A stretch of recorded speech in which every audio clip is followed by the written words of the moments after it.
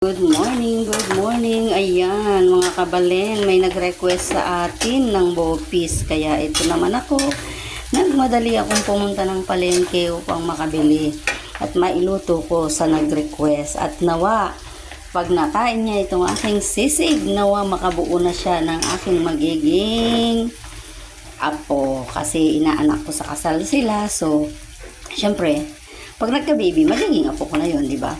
O, ayan na, yung bopis, malapit na. O, yan, pag natikman mo to, baka makalimutan mo pangalan ng asawa mo. Joke. O, halika na, luto na ang iyong request. Ayan po ang kanyang bopis. Ayan, umuusok-usok pa.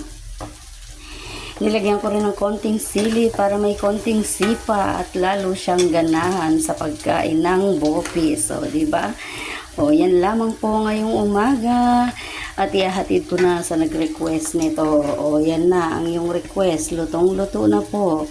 Nawa, masarapan ka sa niluto ng iyong ninang. Salamat sa iyo at tiwala. Thank you. Ayan po, naluto ko na sa kanyang request at ng bahala na, yun na yun. Basta, sige, please like and share and comment na rin po. At pa-subscribe na rin. Maraming salamat sa lahat ng inyong tulong. Yan po ang aking bopis. Bye-bye.